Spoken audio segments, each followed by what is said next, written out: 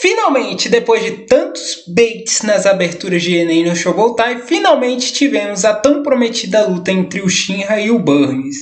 E com um grande twist no final. Fala galera, Ryu aqui. Hoje vou falar do episódio 6 da terceira temporada de Enem no Showbotai, San no Sho. Um episódio que teve um final inesperado, de várias maneiras. E bom, se a Iris é parecida com a primeira pilar, a gente já sabia, ela acabou de levantar várias suspeitas em poucos segundos. Vou comentar sobre tudo isso nesse vídeo, mas não antes do meu merchan. Deixe seu like para ajudar o vídeo aí pra frente, se inscreva se não for inscrito para a gente chegar nos 1000. Dessa forma você me motiva a trazer mais conteúdos para vocês e ative o sino de notificação para não perder os próximos vídeos. Vamos para Fire Force. Esse episódio tem como foco a luta do Shinra com o Burns. Só lembrando que quanto mais tempo a habilidade dele ficar ativa, mais forte o Burns fica. Luta de contrato, o Shinra chuta ele e o Burns se defende recebendo todos os golpes do Shinra.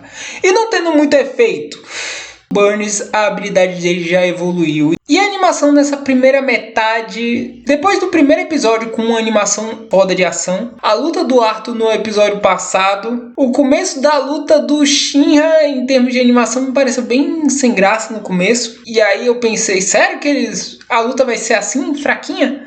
Bom, começa sem graça, mas conforme vai se aproximando do final, vai ficando mais emocionante e a conclusão é boa. Conseguiu ter impacto no final. Mas antes a gente tem o flashback do Burns. Nele a gente vê ele desde novo na Igreja do Sol rezando muito, impressionando os padres pela dedicação dele e enquanto isso os outros meninos colocando um tolete nele. E a gente vê ele recebendo o nome de Leonardo, que remete ao leão que espanta o mal. E o Burns se mantém no hábito de fazer as orações dele mesmo depois de ter visto Adula. E uma coisa interessante de Fire Force é como os personagens se comportam com relação à Igreja do Sol e com relação a Adula. Um exemplo é a Iris. Quando começaram a conectar a Igreja do Sol com os evangelistas e o Vulcan questiona sobre a igreja ocultar nos livros dela a presença de sua família na construção de Amaterasu, a Ares ficou com a fé dela abalada por várias verdades terem sido ocultadas e até mesmo questionando a sua função de colocar as pessoas para descansar. Mas conversando com Shinra, ela volta a ter confiança no seu trabalho e do bem que ela faz assim. Os personagens agem de maneira diferente de acordo com o seu background.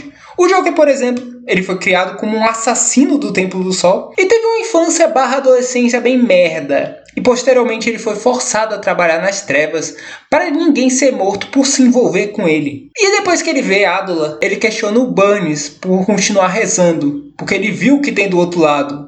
A criatura caótica que tem do outro lado, que quer tacar fogo no mundo. E ele acredita que não faz sentido rezar. E o Burns, que também foi marcado e perdeu o olho junto com ele, apesar disso, se manteve orando como sempre fez. Mas por quê? O que ele espera receber em troca? Por que ele continua rezando mesmo depois de ter visto outro mundo de chamas negras? O Shinra, usando o peso de quase morte que ele aprendeu com o Benimaru, desperta o poder de chamas azuis, que são mais fortes que as chamas normais, e vai com tudo contra o cara do tapa-olho, conseguindo finalmente causar algum dano contra ele. Então ganhamos. É claro que não, né? Tá muito fácil assim. Ele ativa o Voltage Nova na sua forma final, que combina com o nome dele, em que ele toma meio que a forma de um leão, se tornando bem mais resistente. E o Shinra continua acelerando, não aceitando que é certo o mundo ser lançado em chamas, numa cena bem intensa.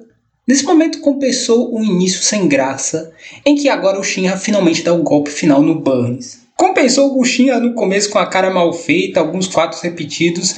Esse final do combate foi muito bom. Agora derrotado a gente entende melhor o adversário. A verdade era que o Burns não esperava receber nada de suas orações.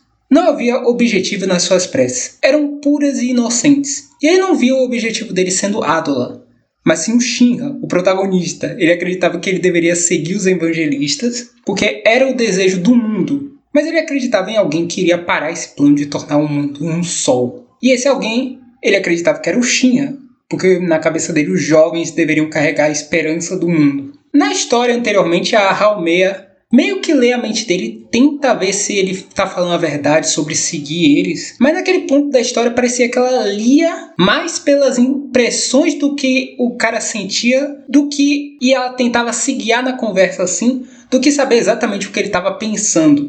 Então faz sentido que as intenções dele não fossem totalmente reveladas e os evangelistas acreditassem que o Burns estava do lado deles. Quando na verdade ele estava lutando com o Shinra, meio que testando as habilidades dele. Porque o Shinra tem que ganhar do cara que seria o cara que luta contra o mal, contra o demônio, para o Shinra ser o herói. E tá tudo legal, mas aí chega o twist. Em POV do Burns sendo perfurado no peito. Quando o Shinra deu o golpe final do Burns, apareceu um diabinho no golpe. E quando os evangelistas viram aquilo, eles disseram que havia surgido um novo pilar. E logo depois a gente vê o que nasceu disso, um doppelganger do Burns, com a marca do olho bem similar a ele. E a criatura o leva para o que parece ser Adola. Eu achei que ficou bem feito esse momento da surpresa, principalmente por ser do ponto de vista do Burns. E também a gente tem o problema do People Equals Dust, o Dragon. Ele derrotou o Arthur, destruiu a espada Excalibur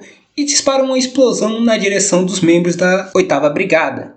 Yamaki não consegue segurar o dano.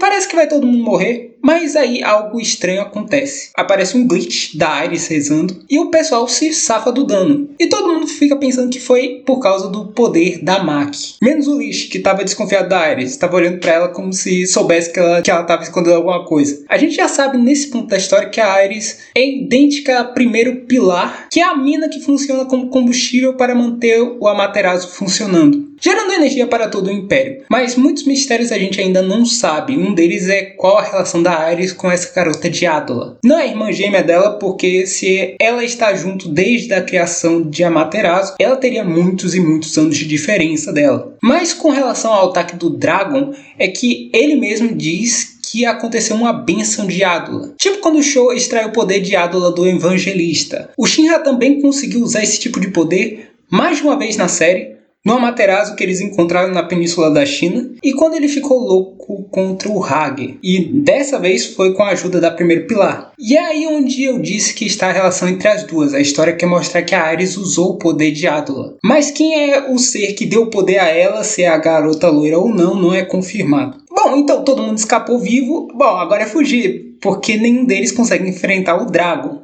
Mas eles acabam sendo cercados por todos os evangelistas. E parecia que estava tudo perdido até que eles são salvos por um cara mascarado que usa frases em inglês. Quem será que é esse cara? Como se o ataque já não indicasse, a máscara tem os mesmos símbolos que tem no olho do Benimaru. Mas ele não pode ir sem um disfarce porque a 8ª Brigada se tornou inimiga do Império. Eles são traidores.